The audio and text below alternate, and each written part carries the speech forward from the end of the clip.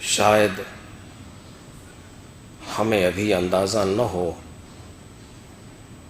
کہ ہم جس فرش پر بیٹھے ہیں اس فرش کی اہمیت کیا ہے۔ اس لیے کہ ہم اپنے مادی اور محدود ذہن سے اس معنوی اور لامحدود فرش کی عظمت کو محسوس ہی نہیں کر سکتے۔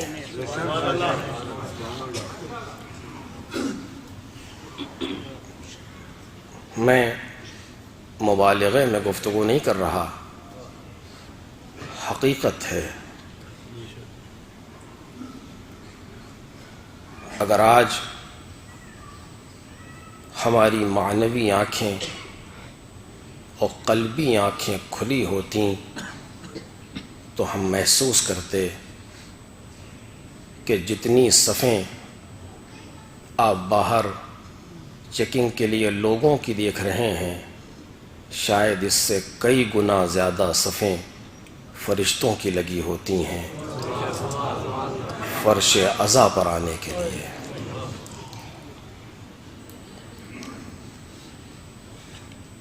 اس فرش کا مقام کیا ہے، اس کو کوئی حضرت زینب سے پوچھے۔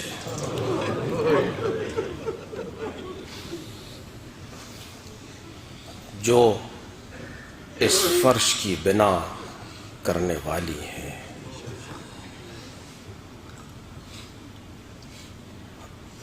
آج ہم اور آپ ذرا سے اگر حالات تبدیل ہو جائیں تو نہ جانے کیا کیا سوچنے لگتے ہیں، لیکن شاید ہمیں اس فرش کی تاریخ کا اندازہ نہیں ہے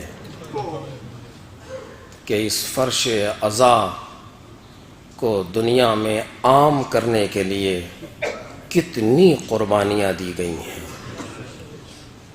آج اس دنیا کے بدلتے ہوئے حالات کچھ بھی نہیں ہیں ان شرائط کے سامنے، جن حالات اور جن شرائط میں ہمارے اسلاف نے فرش عزا بچھایا تھا۔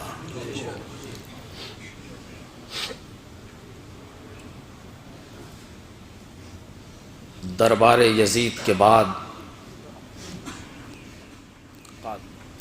زندان شام کی قید کے بعد جب اہل حرم رہا کیے گئے، پہلا فرش وہاں بچھا تھا، اور اس کے بعد سے ایک سلسلہ ہے فرش عزا کا جو آج ہمارے دوش پر ہے اور ہمارے کاندھوں پر ہے۔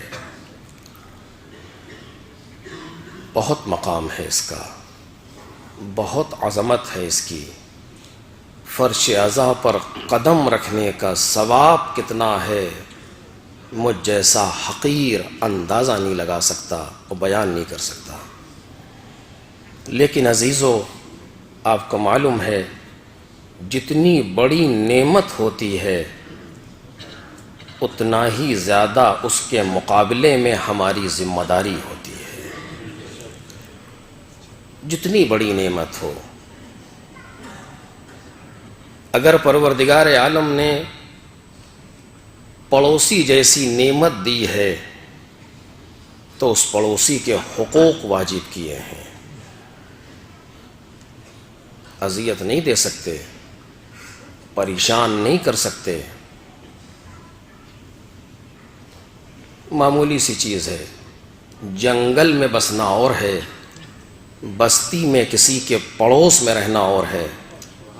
وہ کچھ نہیں کرتا، صرف تمہاری دیوار سے دیوار ملی ہوئی ہے، اگر ادھر سے کوئی آفت آئے گی تو پہلے اس پر آئے گی پھر تم پر آئے گی۔ اتنی سی چیز کے لیے اتنے حقوق لازم کر دیے گئے ہیں۔ جناب مولائے کائنات غالب کل غالب علی ابن ابی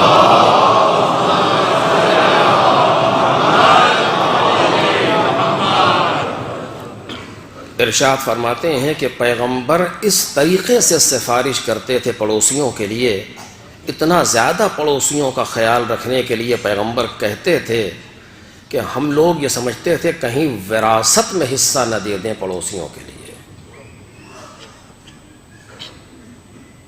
تو پیغمبر کے پڑوسی کیسے ہیں آپ کو معلوم ہے؟ اس میں مومنین و منافقین سارے شامل ہیں۔ منافق کہیں اور نہیں بستے تھے، مدینہ ہی میں تھے۔ سورہ منافقون انہی کے لیے نازل ہوا تھا، اذا جاءک المنافقون۔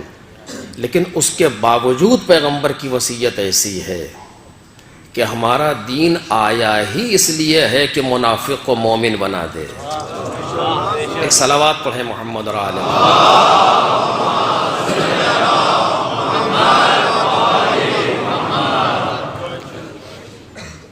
ایک معمولی سی نعمت لیکن حقوق لازم کیے گئے، اور جیسے جیسے نعمتیں پروردگار کی بڑھتی چلی گئیں اسی طریقے سے مالک نے حقوق کو اور ذمہ داری کو سخت کر دیا۔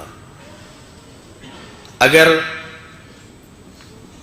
تمہیں سکون حاصل کرنے کے لیے خدا نے تمہارے لیے ازواج قرار دیں یا ازواج قرار دیے، کیونکہ زوج دونوں طرف سے ہے، مرد کے لیے عورت، عورت کے لیے مرد۔ قرآن مجید نے کہا وَمِنْ آیَاتِهِ، شاید گفتگو آگے ہو اس کی، وَمِنْ آیَاتِهِ أَنْ خَلَقَ لَكُمْ مِنْ أَنفُسِكُمْ أَزْوَاجًا، اس کی نشانیوں میں سے یہ ہے، میں اس لفظ پر گفتگو کروں گا، اس کی نشانیوں میں سے یہ ہے کہ اس نے تم ہی میں سے تمہارے زوج کو خلق کیا، یعنی مرد کے لیے عورت، عورت کے لیے مرد۔ کیوں؟ کیا ضرورت ہے زوج کی؟ شاید اس پر ہماری توجہ نہیں ہے، لیکن میں چونکہ گفتگو آ گئی عرض کر رہا ہوں۔ کیوں مرد کے لیے عورت کو خلق کیا، عورت کے لیے مرد کو خلق کیا؟ کیوں؟ تولید نسل؟ جی نہیں، اس آیہ کریمہ میں قرآن مجید نے یہ نہیں کہا۔ وَمِنْ آیَاتِهِ أَنْ خَلَقَ لَكُمْ مِنْ أَنفُسِكُمْ أَزْوَاجًا، اس کی نشانیوں میں سے یہ ہے، اس کی آیات میں سے یہ آیت ہے کہ اس نے تمہارے لیے تمہارے زوج کو خلق کیا۔ مردوں سے کہا گیا تمہارے لیے تمہارے زوج کو، عورتوں سے کہا گیا تمہارے لیے تمہارے زوج کو، مصداق دونوں ہیں، خطاب دونوں سے ہو رہا ہے۔ کیوں؟ لِتَسْكُنُوا إِلَيْهَا، تاکہ ان کے ذریعے سے سکون حاصل کر سکو۔ ازدواج کا بنیادی مقصد آیہ کریمہ نے سکون کہا ہے، سکون حاصل کر سکو۔ اگر ہم نے تمہارے لیے زوج خلق کیا ایک دوسرے کے لیے تاکہ تمہاری زندگی مطمئن ہو، تاکہ تمہاری زندگی میں سکون ہو، یہ نعمت ہم نے تمہیں دی، اس کے مقابلے میں حقوق واجب کیے۔ مرد پر اس کی زوجہ کا حق، زوجہ پر اس کے شوہر کا حق۔ بعد ایسے مرد ہیں کہ جو یہ محسوس کرتے ہیں کہ شاید سارے حقوق عورت ہی پر ہیں، ہم پر کوئی حق ہے ہی نہیں چونکہ ہم مرد ہیں۔ یہ فکر مرد ہونے کی دلیل نہیں ہے۔ ایک صلوات پڑھیں محمد اور آل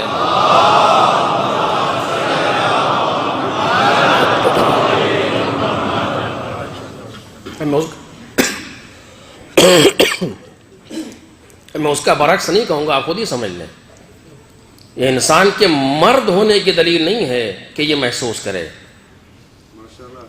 اور اس میں بہت سی چیزیں اگر وقت ملے گا تو میں آپ کے سامنے موضوع کے اعتبار سے عرض کروں گا، آج میں سے مقدمتاً گفتگو کر رہا ہوں۔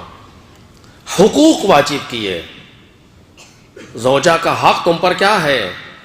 جاؤ دیکھو پڑھو سیکھو۔ شوہر کا حق تم پر کیا ہے؟ جاؤ دیکھو پڑھو معلوم کرو۔ ہم نے کتاب میں بھی لکھ دیا، ہم نے نمونے بھی دے دیے۔ اور مرد کی ذمہ داری نہیں ہے کہ اپنی زوجہ کے سامنے جناب سیدہ کی مثال پیش کرے۔ نہیں، تمہیں چاہیے کہ مولا کائنات کی مثال اپنے اندر دیکھو۔ عورت کے لیے زیبا نہیں ہے کہ وہ مرد کے سامنے مولا کائنات کی مثال پیش کرے، تمہیں چاہیے کہ اپنے آپ میں دیکھو کتنا سیرت جناب سیدہ پر چل رہی ہو۔ اگر شوہر مولا کائنات کی سیرت پر چلنے لگے اور عورت جناب سیدہ کی سیرت پر چلنے لگے، گھر میں سکون کے علاوہ بچتا کیا ہے؟ ایک صلوات پڑھیں محمد اور آل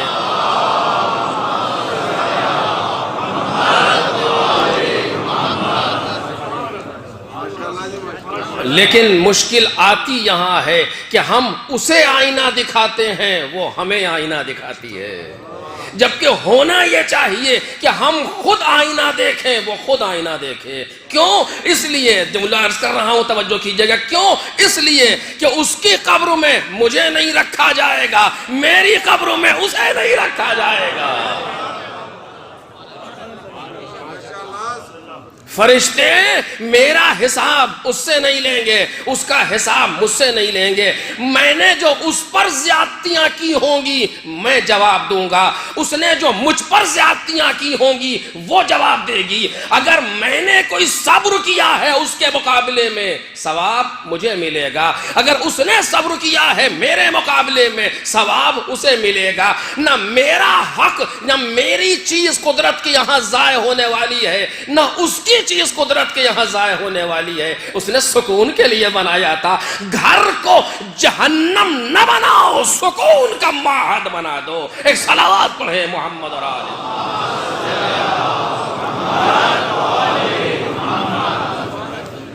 ومن آیاتہ۔ میں بات جو کہنا چاہ رہا ہوں وہاں تک پہنچ رہا ہوں انشاءاللہ۔ جس کو مالک نے جو نعمت دی اس کا حق رکھا۔ اگر اولاد کی صورت میں نعمت دی تو اس کا حق رکھا۔ میں نے کئی مرتبہ شاید کہا ہو، باپ پر بیٹے کا حق ہے، حق الولد علی الوالد۔ بیٹے کا حق باپ پر کیا؟ ان یحسن اسمہ، کہ اس کا اچھا نام رکھے۔ کیا کہہ رہا ہے اسلام؟ تمہیں چاہیے کہ ایسا کرو؟ جی نہیں، حق ہے اس کا تمہارے اوپر، اور حق وہ ہوتا ہے کہ اگر کسی نے حق تلفی کی تو گریبان پکڑا جاتا ہے۔ تمہیں یہ حق نہیں تھا کہ کر سکو۔ بیٹے کا حق ہے باپ پر۔ کتنے آبا نے، کتنے باپ نے اپنے بچوں کا حق ضائع کیا ہے الٹے سیدھے نام رکھ کے، ہے کہ نہیں ہے؟ ان یحسن اسمہ، اس کا حسین، اس کا بہترین نام رکھے۔ آج کہا جاتا ہے اے سے نام بتا دیجئے، اچھا بی کی سیریز میں نام بتا دیجئے۔ اولاد کا نام رکھ رہے ہیں کہ سیمسنگ کی سیریز چل رہی، اے سے ہو، بی سے ہو، جے سے۔ عجیب مصیبت ہے۔ نہیں، ہمارے یہاں سارے نام اے سے ہیں، یہ بھی رکھ لیجئے۔ اگر ہم ابراہیم کو ابراہمن پڑھ لیں تو کیا مشکل ہے؟ اس لیے کہ اے سے آنا چاہیے۔ مثلا اگر ہم اس کو یوں سے یوں کہہ دیں تو کیا مشکل ہے؟ اس لیے کہ ایسے آنا چاہیے۔ عجب۔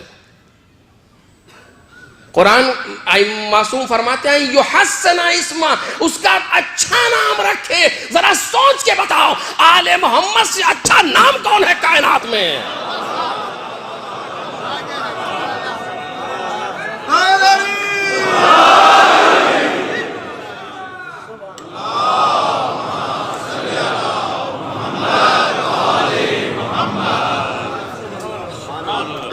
مجھے آپ سوچ کے بتائیں آل محمد کے گھرانے سے بہتر کوئی نام کہیں ملے گا؟ نہیں، وہ آپ کہہ تو صحیح رہے لیکن یہ نام ہے ہمارے یہاں۔ عجب۔ تو اچھا، تو پھر جو نام نہیں ہے وہ بتاؤں آپ کو، رکھیں گے آپ؟ ایک صلوات پڑھیں محمد اور آل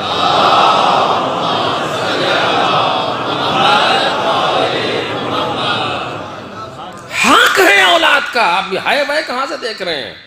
حق ہے کہ اچھا نام رکھیے، اور اس حقیقت کو فرش عزا پر آنے والے سے بہتر کون سمجھے گا؟ توجہ کیجئے کہ جب بات عرض کر رہا ہوں، اس حقیقت کو فرش عزا پر آنے والے سے بہتر کون سمجھے گا؟ امام حسین کے جتنے بیٹے سب کا نام عزاداروں کس بات میں تم کم ہو،